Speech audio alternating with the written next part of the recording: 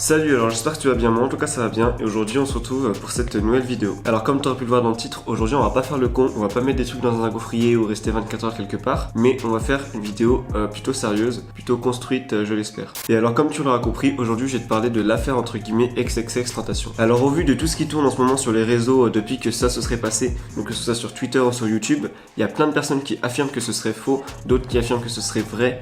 Et donc on peut se poser quelques questions. Alors j'ai un petit peu attendu avant de vous faire cette vidéo parce que j'ai essayé vraiment de faire un truc propre. Donc j'ai récolté un maximum d'informations, un maximum de témoignages, de théories, tout ça.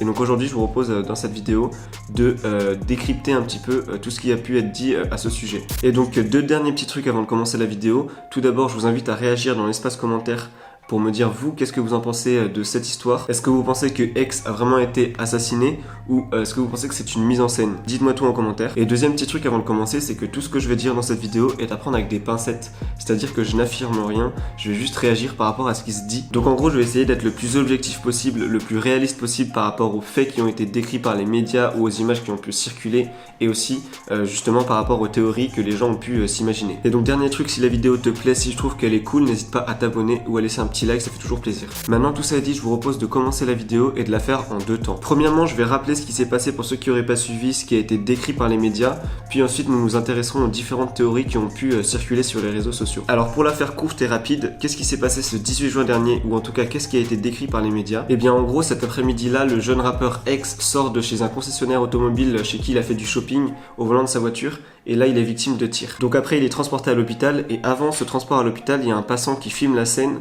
On voit X qui est inconscient dans sa voiture. Juste après cette vidéo que le mec a filmée et a postée sur les réseaux, il y a le site TMZ qui annonce que X, le rappeur, est mort. Mais bizarrement, très peu de temps après, le site reposte un nouveau truc, un enregistrement audio dans lequel on entend l'appel qui a été passé à l'hôpital et dans lequel on comprend que finalement il est pas mort, X, mais qu'il est juste dans le coma. Finalement, le shérif annonce dans un premier tweet qu'un homme qui venait d'être admis à l'hôpital est mort, puis dans un second, il confirme que c'était bien X, le rappeur. Donc voilà en gros ce qui s'est passé pour l'agression de X, ou en tout cas ce qui a été raconté par les médias. Maintenant qu'on a exposé le contexte de tout ça, et ben je vous propose de passer aux théories qui pourraient prouver que X n'est pas mort, mais que tout ça est juste une histoire inventée. Alors donc avant de parler des différentes théories que les gens émettent à propos de la mort de XXXTentacion, comme quoi il serait pas mort mais en fait ce serait une mise en scène, je vais vous donner mon avis justement sur cette affaire. Alors donc pour moi X est bel et bien mort, et donc il faut qu'on tourne la page, il faut arrêter de se faire des films comme quoi il serait toujours vivant, à s'inventer des vies. Il est mort, faut le laisser tranquille et tourner la page, passer à autre chose. Mais bon après je tire cette conclusion malgré que j'ai été plutôt sceptique au début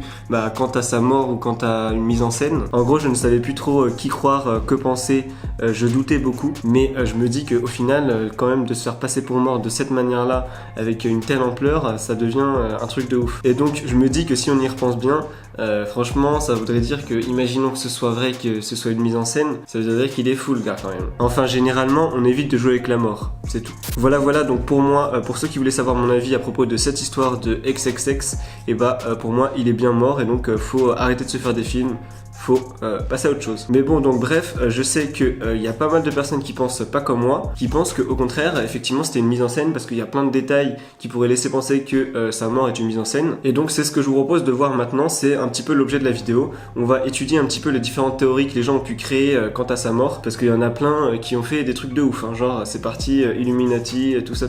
Mais bon, une chose est sûre, c'est que ne vous éparpillez pas, croyez pas les rumeurs, tout ce qu'on dit c'est peut-être faux, hein, vous étiez pas sur place, vous n'avez pas pu vérifier. Mais bon, toutefois, il y a quelques théories, je dis bien toutefois, qui peuvent se tenir, donc là vous allez le voir tout de suite, on va les passer un petit peu en revue, et vous allez voir qu'il y en a vraiment quelques-unes qui peuvent mettre en doute le fait qu'il soit mort ou pas. Tout d'abord, X avait annoncé bien avant qu'il se passe les événements qu'il allait sortir un album, ou en tout cas un morceau de musique nommé No Pulse, donc pas de pouls, donc en gros en quelque sorte ce qui fait référence à la mort. Or, la première chose qui a été rapportée par les médias et qui aurait été dite en premier sur la piste audio de l'appel pour l'hôpital, ça aurait été la phrase No Pulse en forme de question. Donc en gros, la personne aurait demandé No Pulse, il n'y a-t-il pas de pouls? On peut donc remarquer ici une espèce de coïncidence un peu troublante entre la première phrase qui a été prononcée lors de l'appel à l'hôpital, No Pulse, et le titre de la chanson qui devait sortir, ou de l'album qui devait sortir de X. Je pense ici qu'il y a un truc un petit peu chelou, parce que dans le sens où lorsqu'on appelle les secours, la première question qu'ils demandent c'est pas est-ce qu'il y a du pouls sur la victime, mais plutôt quelle est la nature de l'appel, est-ce qu'il a été blessé par arme, est-ce que c'est un accident de la route, etc.